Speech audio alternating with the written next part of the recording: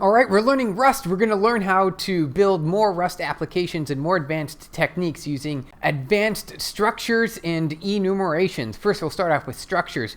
With structures, it's essentially, we've already been sort of working with variables where you can define a variable with and assign it a value like a number or a string. With a structure, you can define like sort of a collection of variables all in one. So you can represent sort of a state of it, like an object or something where it makes logical sense for you to keep track of multiple variables in one sort of like nice little group. And that is what a struct is here. That's what a struct is. We can sort of define this as a custom type. We talk about it as a custom type. And these are reserved language keywords. So starting off with a struct here, structures. Oh, check this out. It's actually pretty cool. I like this example. I was like, how are we going to provide an example for this? With a structure, you can say a person, for example, has multiple attributes, right? A human person will have a name and an age, and more than that. You can have even more. And you can define it like a string. You're going to have a series of letters which represents their name, and an age, which is an unsigned 8. All right, so that means that I like this because an 8 is 8-bit. U is an unsigned integer. So it means a positive 8-bit integer, which basically means it can only go up to 255. So that's a really good reason to use this because we don't have many humans that go above a 255 age range. Also described here, we see that a unit struct is just a struct defined without any sort of schema or definition. And it's described here that a unit struct is great, which is a fieldless struct. Okay, it's great for generics, which isn't required. You can do this in a different pattern. It's just sort of like a nice little placeholder that lets you represent, hey, we're going to be leveraging this struct in a way that allows you to extend it if you so want. We don't need to go deep into this right now because it's a more advanced, significantly less common situation. When you're dealing with structures that you're defining. Most of the time, you'll want to keep things simple and just sort of have like a schema definition of an object or, a person in this case. This will be the most common situation. When we're talking about structures here in Rust, we have a lot of good examples and really good use cases that you'd want to leverage structs for.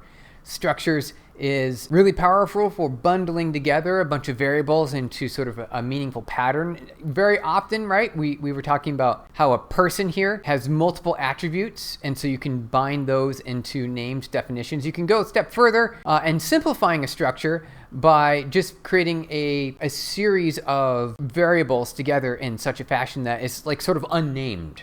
Right? We don't have a name associated with this, though it is kind of implied, right? So you have a pair like latitude, longitude, or a Cartesian. This could be X and Y. And you can see here it's the same for this as well, except for we're actually naming the variables. Like an IP address would be really good in this case, where you're defining each of the octets independently, because that is a linear series that's required to have things in a certain order. So if you're defining an IP address, that's a really good example. Most of the time, though, this kind of pattern for a struct is a lot more ideal because you can read it, you know what's going on, and that's the most common case. So you would want to pay attention to this pattern.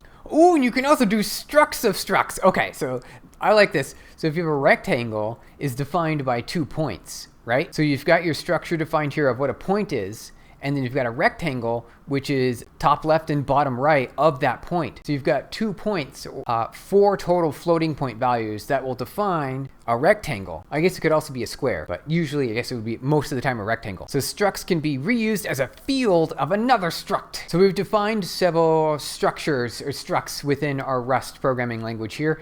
And we want to be able to leverage them, right? So you've already defined a set of structures, say like in this case, a person with their name and age. So that's our schema, that's our struct. We want to be able to actually use this now because this is just sort of like an abstract meaning and sort of a way to represent information in our program. But you can actually leverage this now by defining a person, like an actual person. In this case, the person's Peter and the age is 27. We create a structure with a field and we initiate it with using a shorthand.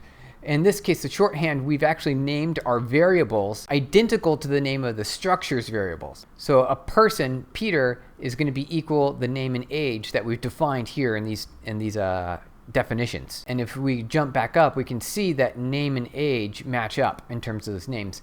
which is great because this allows us to use shorthand, and it's really convenient and also really readable. You don't have to do it that way specifically. You can also define those variables when you're instantiating a structure, when you're creating the structure, like a Peter structure. You could just directly put in the name and the age directly in here, and then you would sort of say like this. Let's do that really quick. You can also do this. This pattern is really useful. 27. There you go. So you can also do it like this pattern here, which I like as well, right? You can use this pattern as well, and it's still just as meaningful. A little bit less readable because you're putting a whole bunch onto one line, though at the same time it still does the job. And here's how we would define a point, right? So we've got an x and y coordinate, so a two-dimensional position. Cartesian logic here. We've got a point. We're defining a point. It's a type of point, and it will be a new point type here. Really easy. Structs are super simple and straightforward, really powerful objects that allow us to define sort of a schema to follow. And we can access those variables by saying point dot and using the dot notation. Also note up here really quick that we're using a debug print statement, which is kind of new. We haven't seen this before, where we have these brackets here, the curly brackets with a colon question mark, and we put just the whole structure that's been defined in here, and it will print. It'll print all the data associated with, including the names of the variables. So it would look like this if we printed it out. So you see the name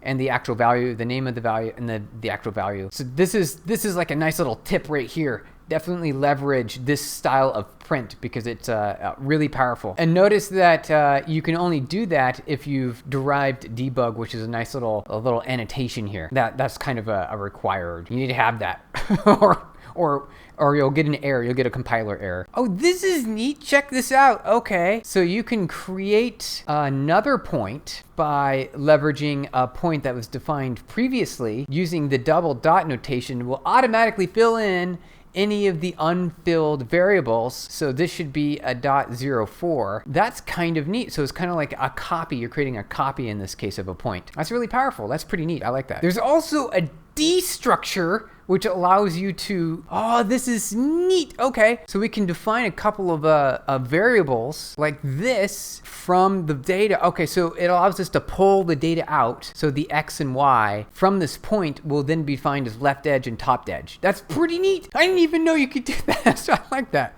That's really powerful. Then you can reuse these variables here to define yet another point. Very nice. And then we also have the pair style, which is a tuple style initialization of a struct. It's an unnamed struct, right? So you're not going to have any names in any of the fields. You'll just have sort of an array of values. Really good use cases are going to definitely could be coordinates of any kind, like a lat long, could be an IP address, anything that usually has an order assigned to it, so it's kind of obvious in that case. Otherwise, even in the case of lat long, you might still want to use a structure got its named fields. You've got named fields there. Otherwise, yeah, this works well. Pair for something like an IP address, you know, that's all linear data. So you would want to define those octets using this approach. And you can have as many as you want, F32. And you can also change the data as well. You can put a person here, for example, and many other things. You can, it's basically up to you on how you want to create those structures. And then you can instantiate those really easily just by defining those values that fit in. You can also destruct a pair as well, the same way that we did up here with the name values. And it looks a little cleaner because, you know, in this case, there's no names associated with them, but we get integer and decimal, which are now variables that we can use below. And then we printed it out and it looks really good. I like this. I want to do a little bit more. I want to dive further.